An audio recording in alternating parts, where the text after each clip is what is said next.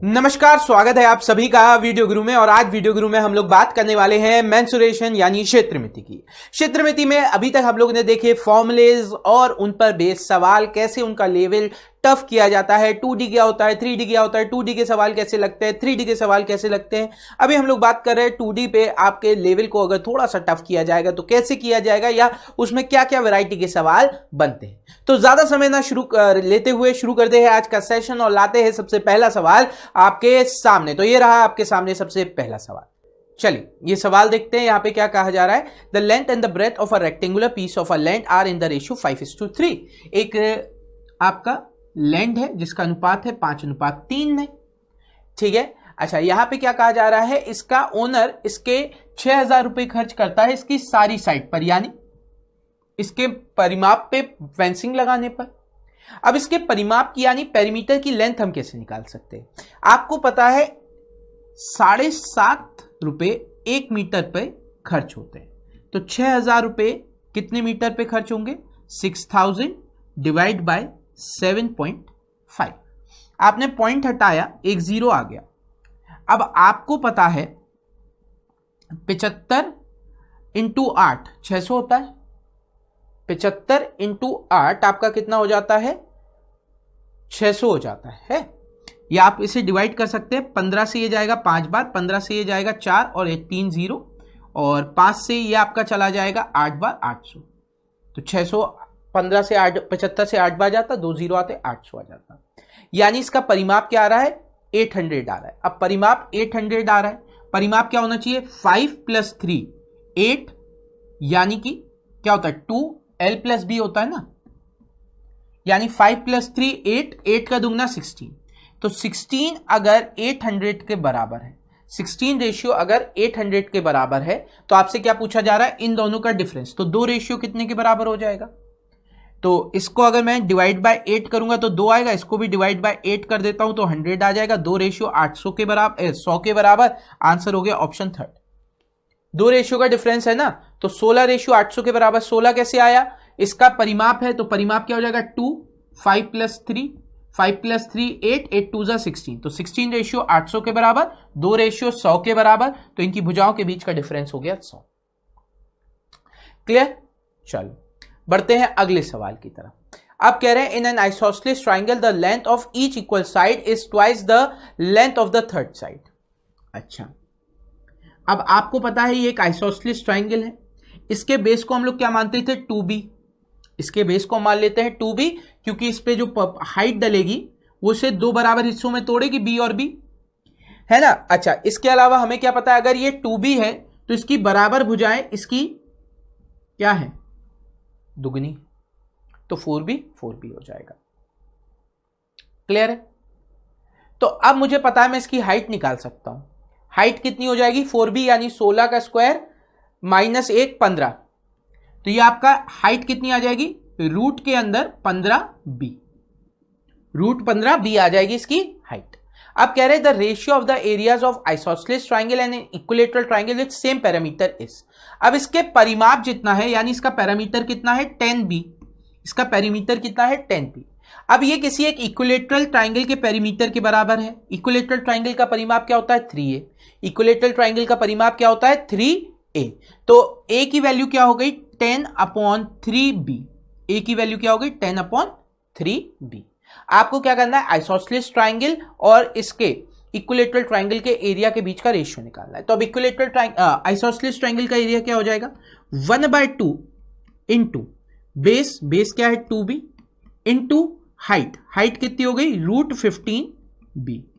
ये बराबर हो जाएगा इक्विलेटरल ट्राइंगल के एरिया के। इक्विलेटरल ट्राइंगल का एरिया क्या होता है, √3/4 a स्क्वायर यानी 100 डिवाइड बाय 9 इंटू b²। तो b² से आपका b और b कैंसिल, 2 से 2 कैंसिल, √3 से ये आपका चला जाएगा √5 टाइम्स, ये 9 इंटू 4 36 इधर आ जाएगा, ये आ जाएगा 36 √5 और रेशियो 100। फर्दर डिवाइड नहीं कर रहे क्योंकि वहां पे क्वेश्चन में 100 दिया गया था। मैंने 100 से 4 से 100 को क्यों नहीं डिवाइड किया, क्योंकि मुझे ऑप्शंस में दिख रहा है 100 के फॉर्म में दिया गया है, तो उसको 100 में ही रहने दिया। तो आपका आंसर हो गया 36 √5 रेशियो 100।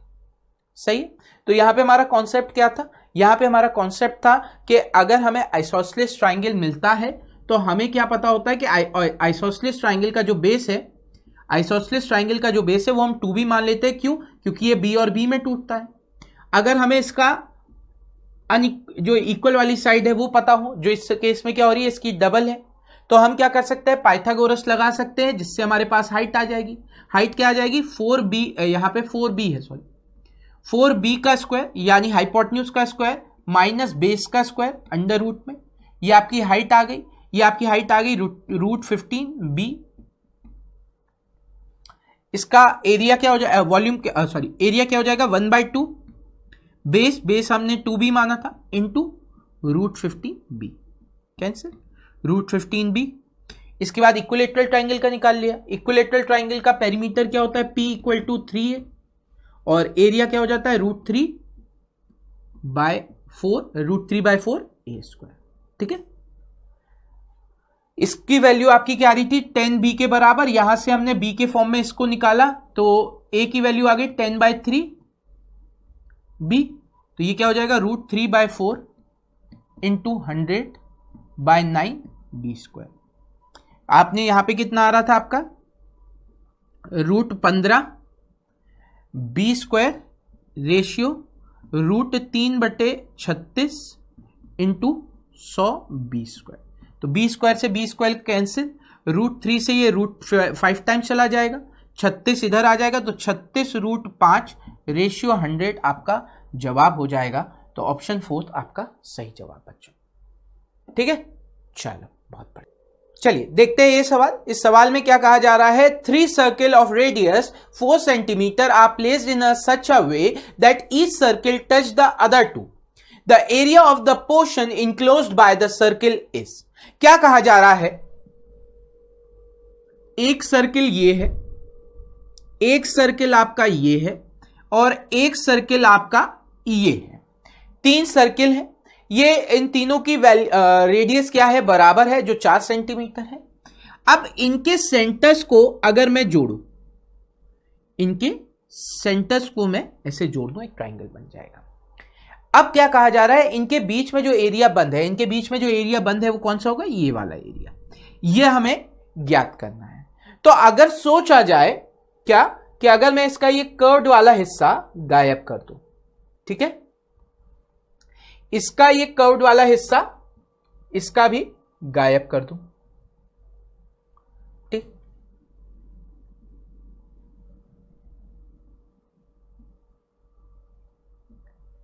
ठीक है, इसका भी ये कर्व्ड वाला हिस्सा गायब कर दिया जाए, तो अब ये फिगर कुछ इस प्रकार से बचेगी। अब ये फिगर कुछ इस प्रकार से बचेगी। ये आपके सेंटर्स थे, ठीक है, तो यहां से यहां तक ये आपका कितना होगा, रेडियस यानी 4। यहां से यहां तक ये आपका रेडियस 4, यहां से यहां तक ये रेडियस 4, यहां से यहां तक ये रेडियस 4, ठीक है। फिर इसी तरीके से ये भी आपकी रेडियस होगी 4, ये भी रेडियस होगी 4, यानी कि ये 8 सेंटीमीटर का, ये क्या बन गया, 8 सेंटीमीटर का एक इक्विलेटरल ट्राइंगल बन गया। अब इक्विलेटरल ट्राइंगल बना तो इसका जो एंगल होगा वो 60 डिग्री होगा। इसके अंदर जो एंगल होंगे वो 60 डिग्री के होंगे। यानी आपको क्या करना है, एक इक्विलेटरल ट्राइंगल में से 3 60 डिग्री के सेक्टर्स का एरिया माइनस कर देना है। एक इक्विलेटरल ट्राइंगल से 3 60 डिग्री वाले सेक्टर्स का एरिया माइनस कर देना है, तो बीच में जो एरिया बंद हो रहा है वो आ जाएगा। अब आपको पता है 3 × 60 यानी कि 180 डिग्री हो गया। 180 डिग्री का मतलब है एक सेमी सर्किल। तो हमें क्या पता चला, हमें क्या करना है, एक इक्विलेटरल ट्राइंगल का एरिया, इक्विलेटरल ट्राइंगल का एरिया क्या हो जाएगा, 1/√3 4 का स्क्वायर, 1/√3 4 नहीं 8 का स्क्वायर, 8 का स्क्वायर, ठीक है। 1/√3 क्यों लिख रहा हूं, सॉरी, √3/4 क्या हो जाएगा, √3/4 a² माइनस √3/4 a²। क्या होता है, area of a right equilateral triangle क्या होगा, √3/4 a²। इक्विलेटरल ट्राइंगल का एरिया क्या हो जाएगा, √3/4 ए स्क्वायर हो जाएगा। आपको क्या करना है, इसमें से सेमी सर्किल का एरिया माइनस करना है। सेमी सर्किल का एरिया क्या होगा, πr²/2, πr²/2। तो अब आपने यहां पे रखा, देखिए पाई आर मतलब 4² 2। अब देखिए यहां पे क्या हो जाएगा, √3/4, 8² 64 माइनस पाई 4² 16 डिवाइड बाय 2। तो 4 से ये चला जाएगा 16 टाइम्स, 2 से ये चला जाएगा 8 बार। आपकी वैल्यू क्या हो गई, 16√3 माइनस 8 पाई। 16√3 माइनस का 8 पाई, यानी कि ऑप्शन सेकंड आपका सही जवाब। ऑप्शन सेकंड आपका सही जवाब। ये तो आपने पूरा सॉल्व किया। अब इस सवाल को एक आप सिंपल अप्रोच में क्या कर सकते हैं, इक्विलेटरल ट्राइंगल का एरिया हो जाएगा √3/4 इतना। क्यों, क्योंकि रेडियस दुगनी हो रही थी ना। ये क्या था, 8 था, रेडियस 4 थी। क्यों हो रहा था, क्योंकि एक ये हिस्सा आ रहा था रेडियस का, एक हिस्सा ये आ रहा था, यानी 2r आ रहा था। तो √3/4 2r का स्क्वायर माइनस πr²/2। अब देखिए यहां से अगर 2 का स्क्वायर है तो ये 4 और ये 2 का स्क्वायर कैंसिल आउट हो जाएगा। ये आपके पास बचेगा √3r² minus π/2 r²। r² common ले लेंगे तो √3 माइनस π/2 r² होगा। अब ये अगर आपको पता है, ये आपको पता है, तो आपके दिमाग में एक बात आएगी कि जो भी आपका रेडियस है 4 है तो उसका स्क्वायर 16, 16 का मल्टीप्लाई कर देंगे, 16√3 माइनस 8 पाई आंसर। ठीक, तो इस तरीके का सवाल अब जब भी आपके सामने आएगा, आप क्या लॉजिक लगाओगे, √3 minus π/2 into r²। √3 minus π/2 r² आपका आंसर हो जाएगा एरिया का। r जो भी रेडियस यहां पे दी है आप पुट करोगे, आंसर आ जाएगा। आप पुट करोगे, आंसर आ जाएगा। चलिए बढ़ते हैं अगले सवाल की तरफ। अगला सवाल कह रहा है 4 circle of radius 14 centimetre are place in such a way on a plane paper such that each touches other only other two. यानी 4 सर्कल एक पेपर पर बनाए जा रहे हैं जो एक दूसरे को छू रहे हैं बाहरी तौर पे, और केवल 2 को छू रहे हैं, यानी ये कुछ इस तरीके से बनेंगे, यानी कि ये कुछ इस तरीके से बनेंगे। अब अगर मैं इनके सेंटर्स को जोड़ूंगा, अब मैं अगर इनके सेंटर्स को जोड़ूंगा तो मेरे पास क्या हो जाएगा, एक स्क्वायर आ जाएगा। क्यों, क्योंकि अगर ये r है तो ये r हो जाएगा, ये r हो जाएगा, ये r हो जाएगा, ये r हो जाएगा, ये r सब r हो जाएगा, है ना। तो ये एक स्क्वायर बन जाएगा जिसकी साइड क्या होगी, 2r होगी। ये एक स्क्वायर बन जाएगा जिसकी साइड क्या होगी, 2r होगी। तो अगर मैं इसमें से सर्किल हटा दूं, अगर मैं इसके सर्किल हटा दूं तो मेरे पास यहां पर ये कुछ इस प्रकार से आ जाएगा, है ना। अब आपसे कह रहे हैं find the area of the space left in between of the 4। ये एरिया आपको निकालना है। इसको निकालने का तरीका मैंने आपको क्या बताया था कि ये एक स्क्वायर है, ये सब क्वाड्रेंट है, यानी चतुर्थांश है, क्योंकि ये चारों 90-90 पर है। तो आपको क्या करना है, स्क्वायर एरिया की स्क्वायर से सर्किल का एरिया माइनस कर देना है। 90-90-90-90 360 एक सर्किल का एरिया होगा, जहां पर आपका ए जो होगा वो 2r होगा, ए जो होगा वो 2r होगा माइनस πr²। तो ये आपकी वैल्यू क्या हो जाती है, 4 माइनस πr²। ये बताया था फॉर्मूला आपको ड्राइव करके, ये क्या हो जाता है, 4 माइनस πr²। या आप इसे कह सकते हैं 6/7। कैसे किया, पाई की वैल्यू रखी 22/7, 7 4 जा 28, 7 4 जा 28, 28 में से 22 चला गया, 6 बचा, तो 6/7 r² आपकी वैल्यू हो गई। इसका एरिया क्या हो जाएगा, 6/7 r²।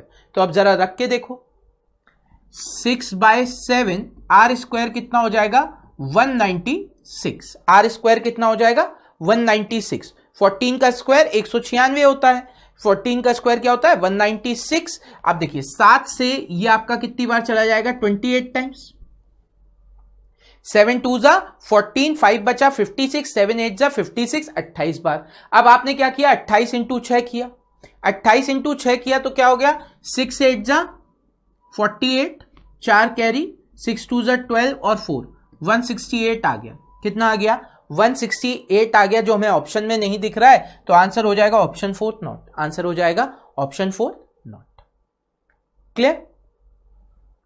चलिए इतनी बात क्लियर हो गई होगी सभी को।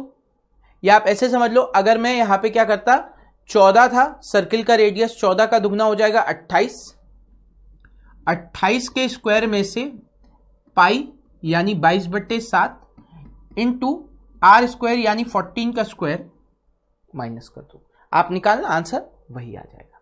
क्लियर? चलिए अगले सवाल की तरफ बढ़ते हैं। अगला सवाल कह रहा है a man walk diagonally across a square.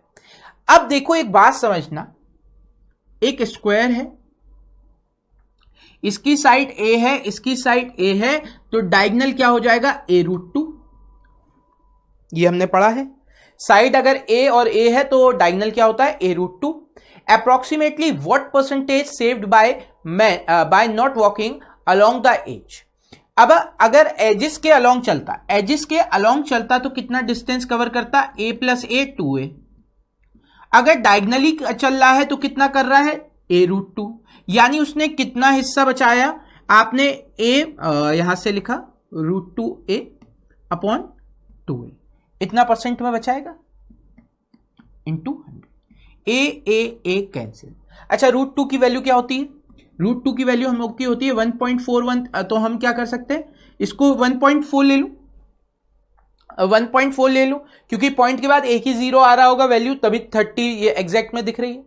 तो हमने कहा इसे 1.4 ले लिया, तो 2 - 1.4 डिवाइड बाय 2 इंटू 100, तो यहां से आपका कितना हो गया 0.6 डिवाइड बाय 2 इंटू 100।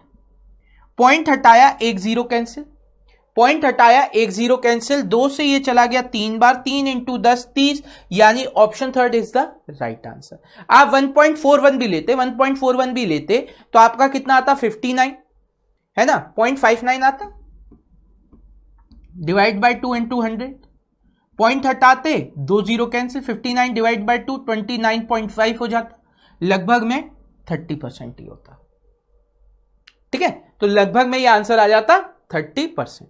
यानी आप एक चीज समझ सकते हो कि अगर आपसे कहा जाए क्या कि कोई स्क्वायर है तो उसकी दो साइड जो है वो डायगनल है से 30% ज्यादा होती है, या डायगनल इनका 30% होता है। अगर ये दोनों मिलाकर 100% है लगभग, तो ये क्या हो जाएगा 30% हो जाएगा। क्लियर? चलो अब बढ़ते हैं अगले सवाल की तरफ, देखते हैं अगला सवाल क्या है आप सबके लिए। अगला सवाल कह रहा है a cow is thread in the middle of a field with a 14 feet long rope.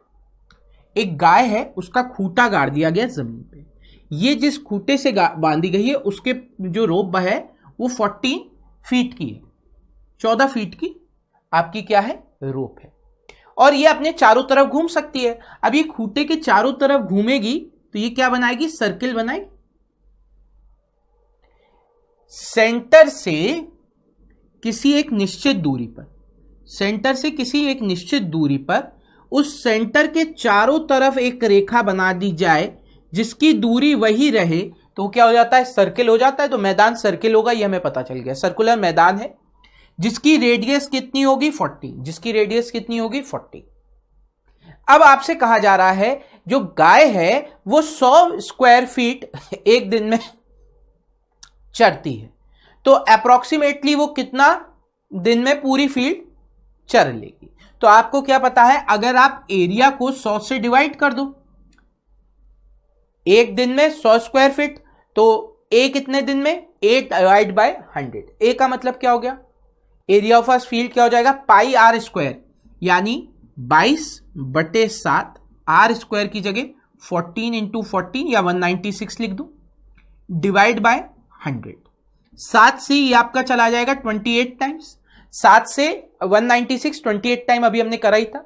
22 into 28, 22 into 28 क्या हो जाएगा, कैसे करेंगे देखो, 22 इंटू 28 करना है तो 8 का दुगना करो, 16, 1 कैरी, 8 प्लस 2 10, क्योंकि 11 का मल्टीपल है तो 11 वाला ही कॉन्सेप्ट, 8 प्लस 2 10, पर ये 11 का डबल है तो इसका भी दुगना कर दो, 10 का दुगना 20, और एक कैरी था 1, फिर 2 कैरी, फिर 2 का 2 इंटू 2 4, 2 कैरी था यानी कि 616। तो आपका एरिया आ गया 616 फीट स्क्वायर। अगर मैं इसे 100 स्क्वायर फीट से डिवाइड कर दूं तो मेरे पास आ जाएगा ये कितने दिन में खत्म कर देगा, यानी 6.16, लगभग में कितने, 7 दिन, 6 के बाद 7वें दिन भी आएगा। तो आंसर क्या हो जाएगा, ऑप्शन 7, आंसर क्या हो जाएगा, ऑप्शन सेकंड 7। क्लियर है? चलिए, ये भी मुझे लगा आपको मजेदार लगा होगा। क्या कॉन्सेप्ट है यहाँ पे, एक सिंपल सा कॉन्सेप्ट था, अगर किसी बिंदु से उसके चारों तरफ एक बराबर दूरी से एक धुनी पर घूमा जाए तो वो एक वृत्त बना देते, ठीक है। From a point equidistance locus has been made then it will form a circle. जहां पे सेंटर से इसकी जो दूरी होती है वो आपकी रेडियस यानी त्रिज्या होती है। सर्किल है basic definition of a circle. सही, चलिए इसी के साथ करते हैं आज के सेशन को समाप्त। उम्मीद करते हैं आज का सेशन आपको लगा होगा मजेदार, कुछ नए सवाल, कुछ नए अप्रोचेस आपने सीखी होंगी, नई ट्रिक्स सीखी होंगी, कैसे फॉर्मूलेस को अप्लाई करते हैं जब सवाल कुछ घुमा कर दिया जाता है, वो आपका क्लियर हुआ होगा। तो अगर सेशन आपको पसंद आ रहे हैं तो वीडियो के गुरु के बारे में जरूर बताएं, अपने दोस्तों को शेयर करें इसकी इंफॉर्मेशन उनके साथ, ताकि ज्यादा से ज्यादा लोग जुड़ सके हमारे साथ। पर अभी के लिए हमें दीजिए इजाजत, अगले सेशन में मिलेंगे तो बात करेंगे और नए सवालों की और कॉन्सेप्ट की। पर अभी के लिए बस इतना ही। तो अगली मुलाकात तक के लिए take care and enjoy yourself.